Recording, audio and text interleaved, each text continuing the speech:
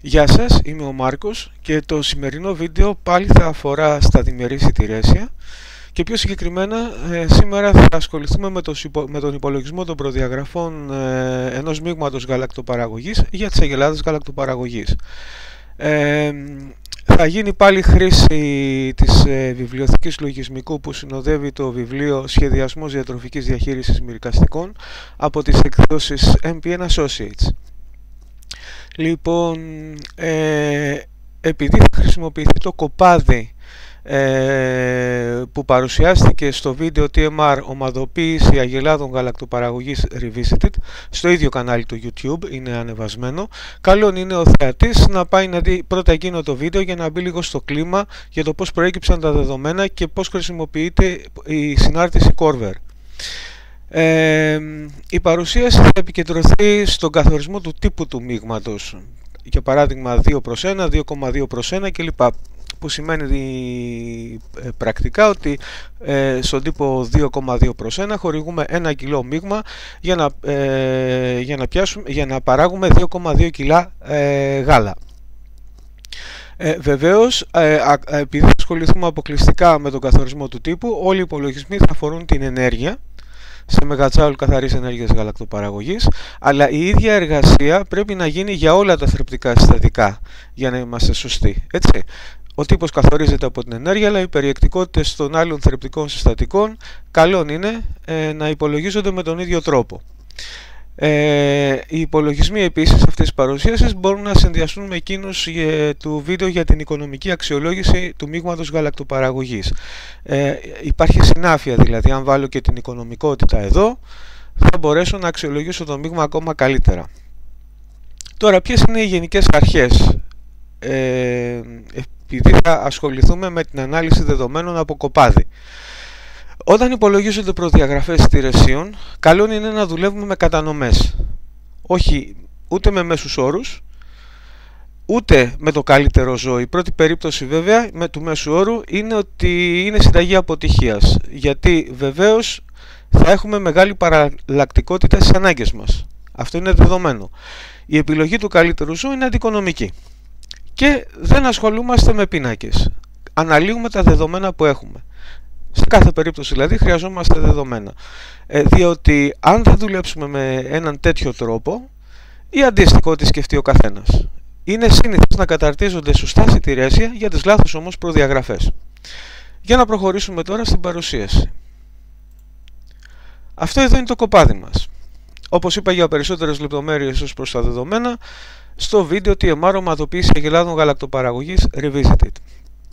Είναι 100 αγελάδες με έναν κωδικό, τον αριθμό τοκετού, την ημέρα της γαλακτοπαραγωγής τους, δηλαδή την ημέρα που κάναμε τη γαλακτομέτρηση, η αγελάδα 1 που είναι πρωτότοκη, βρίσκεται στη 226η γαλακτοπαραγωγής, κυοφορεί στην 136η μέρα.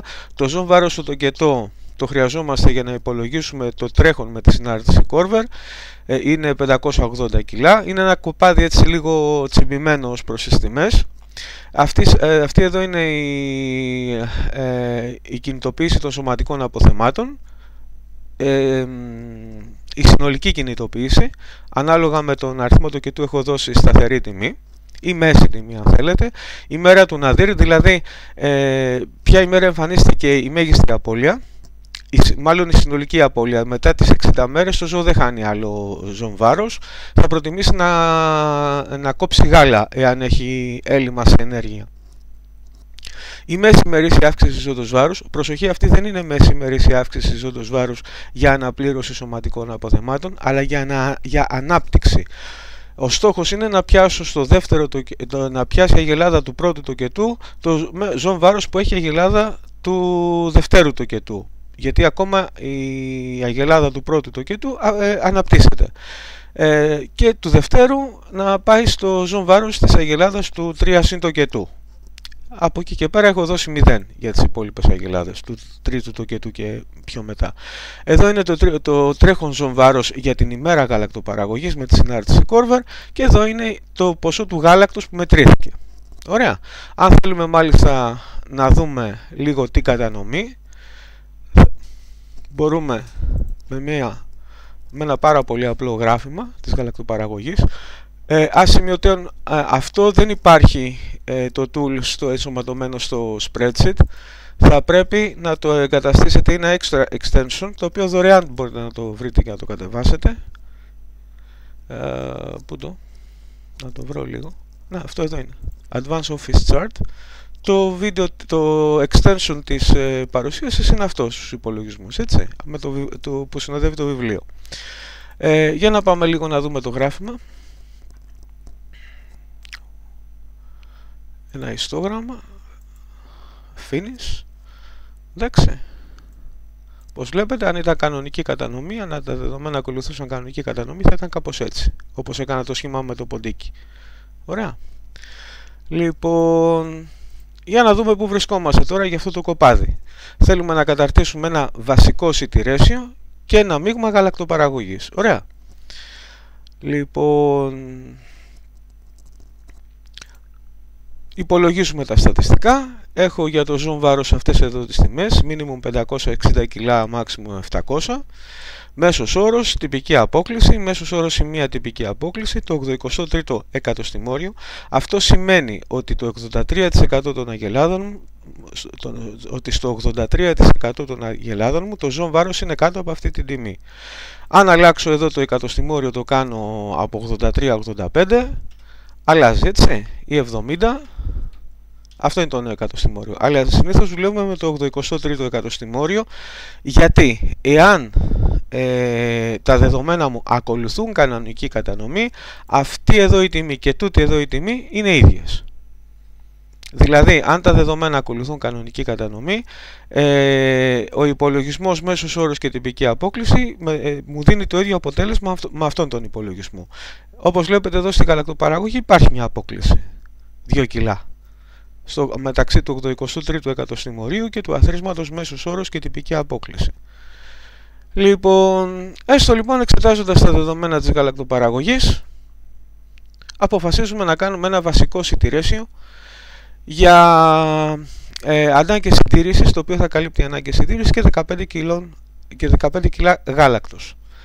Λοιπόν, όπως βλέπουμε, η ελάχιστη γαλακτοπαραγωγή είναι 10 κιλά, αλλά δεν υπάρχουν πολλές αγελάδες στο κοπάδι. Οπότε μάλιστα μπορούμε να τις ταξινομήσουμε με βάση τη γαλακτοπαραγωγή.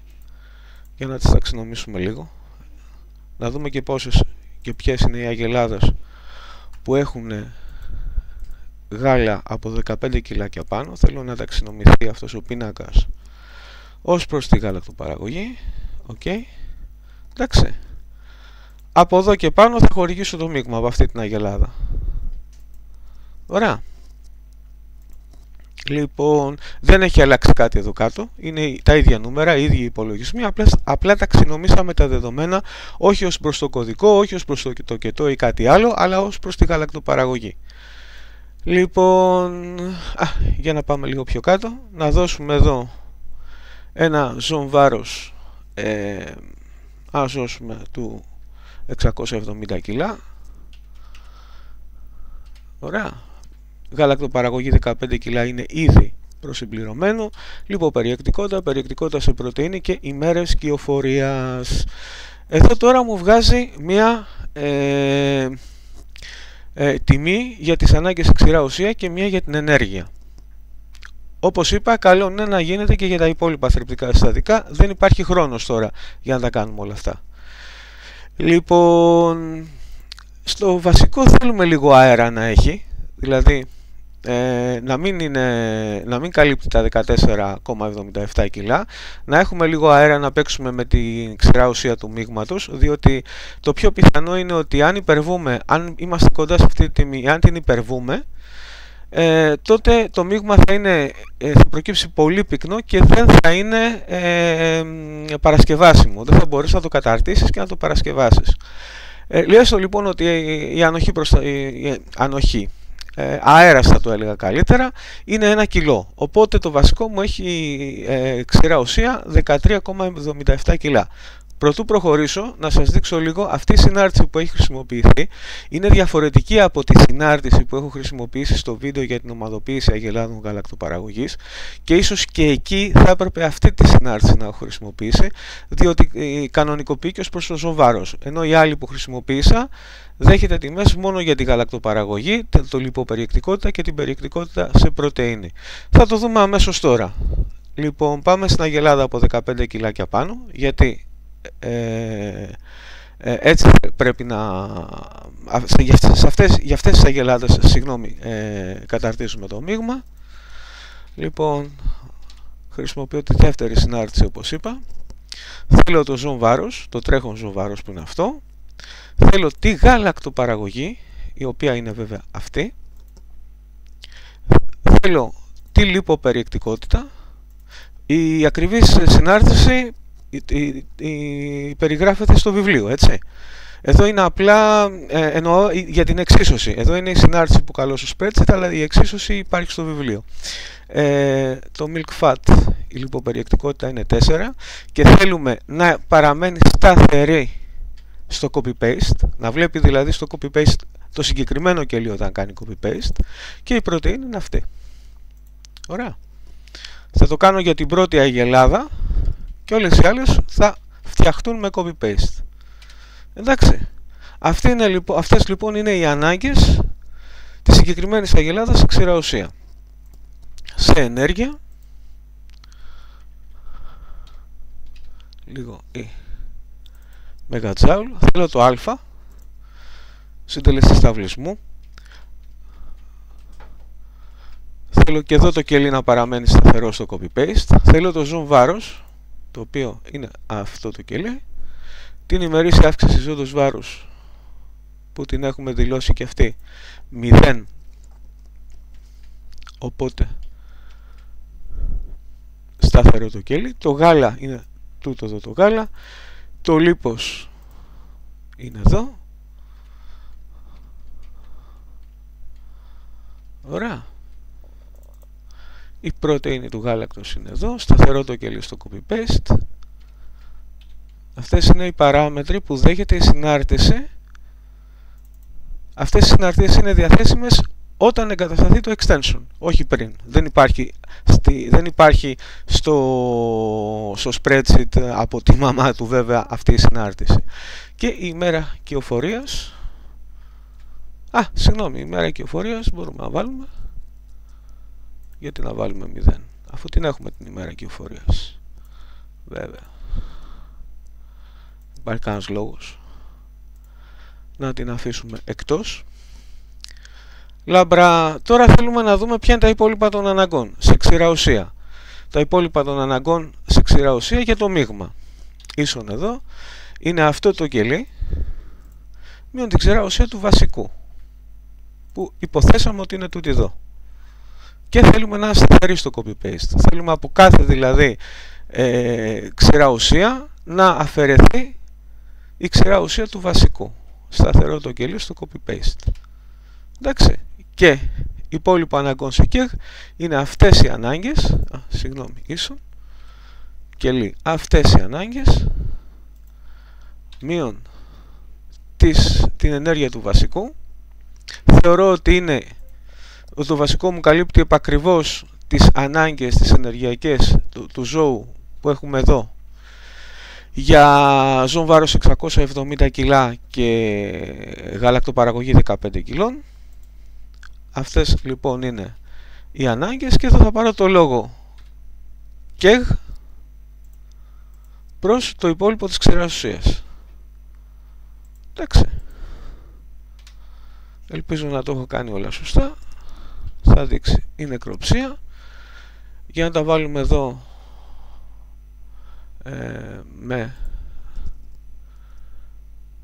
λίγο να τα μορφοποιήσουμε.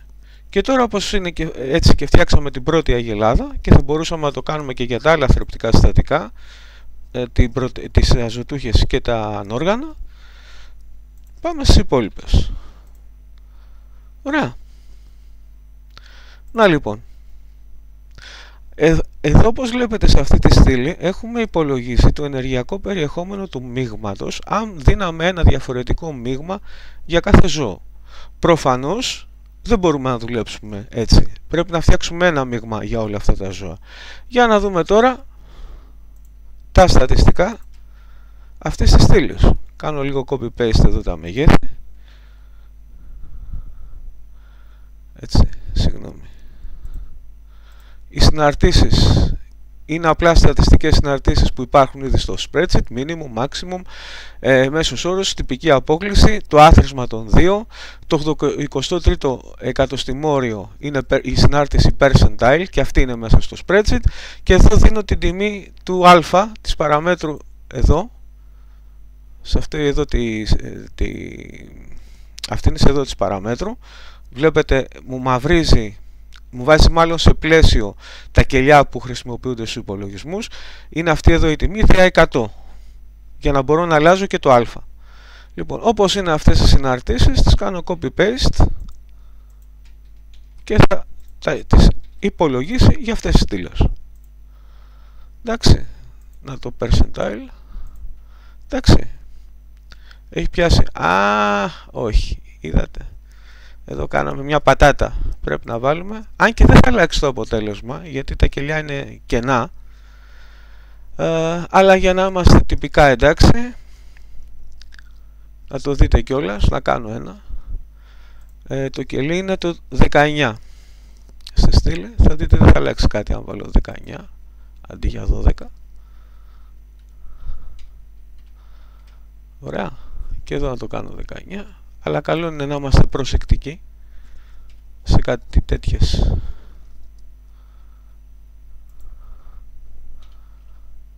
Αν μου αλλάξει ο μέσος όρος, δεν είχα δει την τιμή.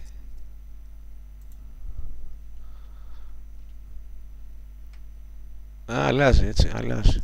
Εγώ φταίω. Εδώ είναι τα δύο προηγούμενα κελιά, μέσος όρος και τυπική απόκλιση, το 23ο εκατοστημόριο.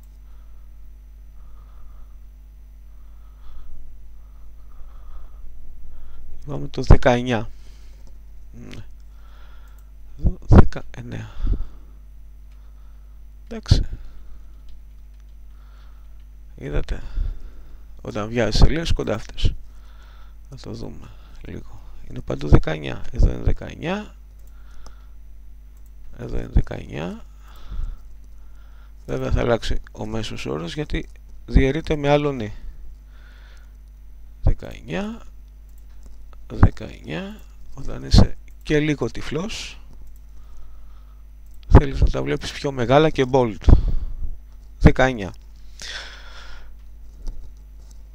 Να λοιπόν πως προέκυψε το τύπος του μείγματος, διότι εάν έχω η ξερά ουσία μου σε ένα μείγμα θα είναι περίπου 90%, συνεπώς το ενεργειακό περιεχόμενο στο 80, για να το κάνω και όλο εδώ, ξερά ουσία μείγματος, να τη βάλω εδώ 0,9 ίσον 83ο εκατοστημόριο επί την ξερά ουσία του μείγματος διά 3,17 για να μου βγάλει τον τύπο. Αυτός είναι ο τύπος του μείγματος. 2,5 προς 1. Όπως είδαμε το κοπάδι είναι έτσι πολύ καλό. Αυτός είναι ο τύπος του μείγματος. Ωραία. Αν τώρα ο αέρας, δεν χρειάζεται να τρέχω πάνω, αν τώρα ο αέρας είναι 1,5 κιλό, μείον 1,5, πέφτει ο τύπος του μείγματος.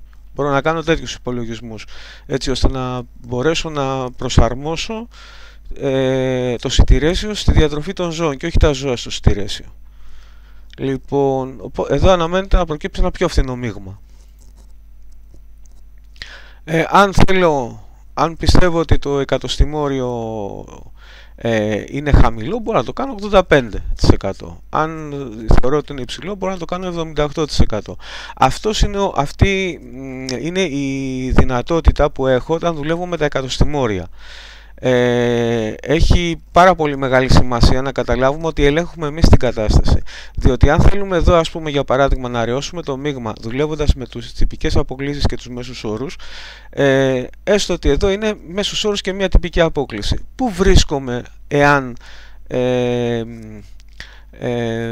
το κάνω μέσος όρος και 0,9 της τυπικής απόκλισης? Σε τι ποσοστό, ποιο ποσοστό των αγελάδων καλύπτουν τις ανάγκες τους? Δεν ξέρουμε.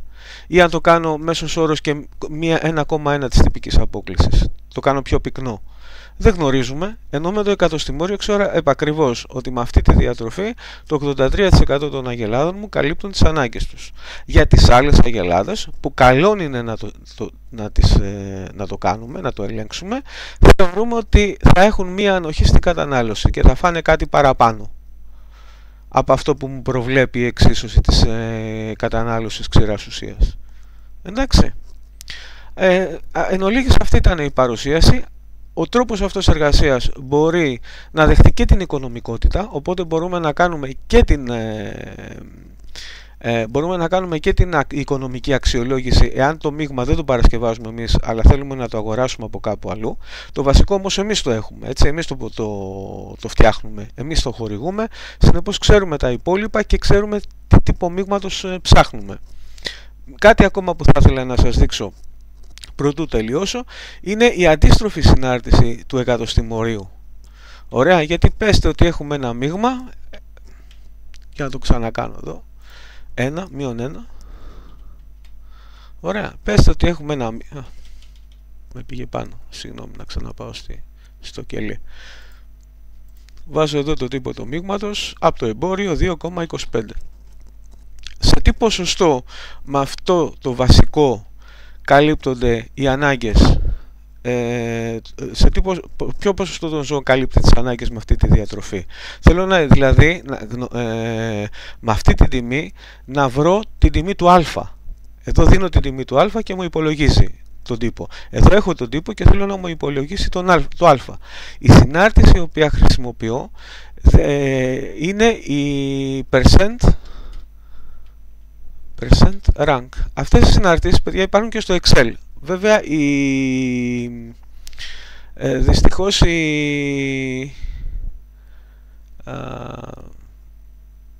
δυστυχώς η βιβλιοθήκη δεν εγκαθίσταται στο Excel.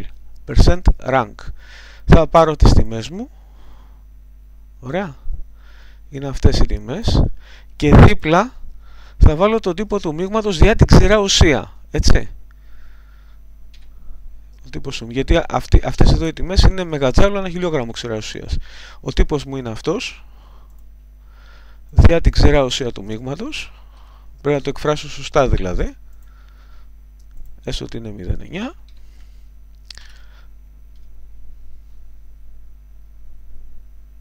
Γιατί δεν μου το βγάλα? Για να δούμε, κάτι έχω κάνει λάθος εδώ. Να έχω βάλει κόμμα, ενώ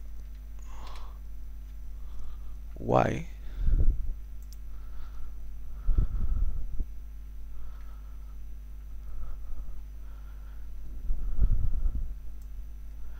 συγγνώμη, μισό λεπτό.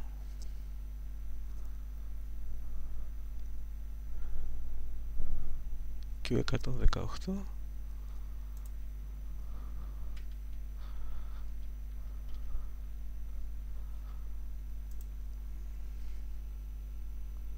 percent rank.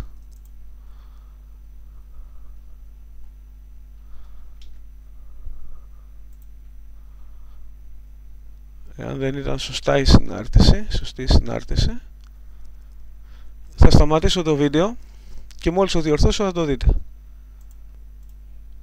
Επανήλθαμε. Το λάθος ήταν καθαρά δικό μου. Έδωσα στη συνάρτηση τα δεδομένα, έτσι, και έδινα μόνο τον τύπο του μείγματος. Δηλαδή αυτό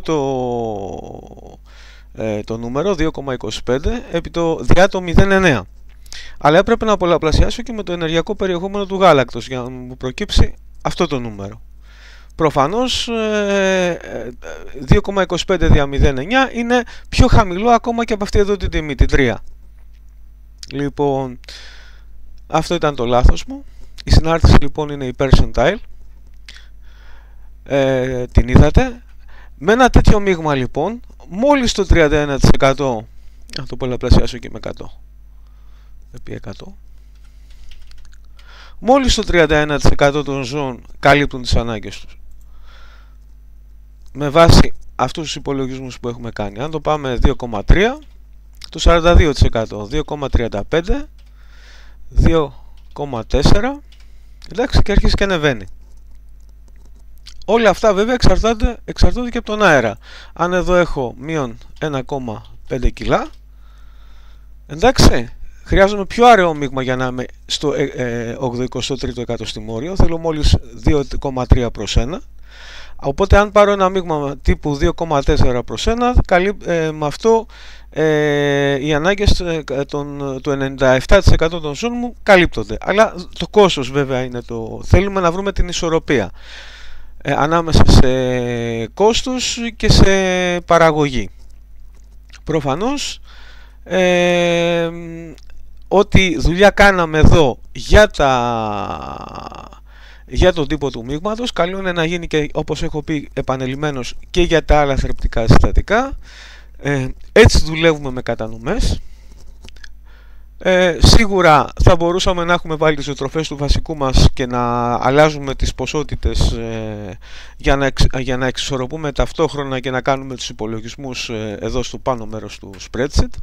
Αυτά τα νούμερα δηλαδή να μην τα εισάγουμε, να υπολογίζονται μόνα τους.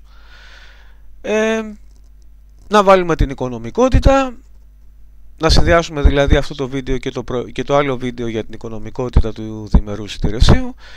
Υπάρχουν πολλά πράγματα που μπορούμε να κάνουμε όταν έχουμε δεδομένα. Δεν είναι μόνο θέμα εμπειρίας, δηλαδή το τι αποφάσεις θα πάρω. Εάν έχω δεδομένα πρέπει να τα αναλύω για να παίρνω αποφάσεις. Δεν γίνεται αλλιώς. Αυτά δεν υπάρχουν πίνακες που να μου πούν τι θα κάνω για τα συγκεκριμένα ζώα. Το παν είναι να τηρούνται δεδομένα. Και αυτό είναι κάτι που ο παραγωγός πρέπει να το εμπεδώσει. Ξαναγυρίζω πίσω εδώ. Τα συμπεράσματα είναι τα ίδια. Ό,τι είπαμε για τις γενικές αρχές εξακολουθεί να ισχύει. Και βεβαίως πάλι δεδομένα. Χρειαζόμαστε δεδομένα. Εδώ έφτασε στο τέλος της παρουσίασης. Ευχαριστώ πολύ όσους αντέξατε να τη δείτε μέχρι το τέλος. Και καλά συντηρέσια, καλές αναλύσεις. Δείτε και τα άλλα βίντεο που έχω ανεβάσει στο ίδιο κανάλι. Μπορεί να σας αρέσουν.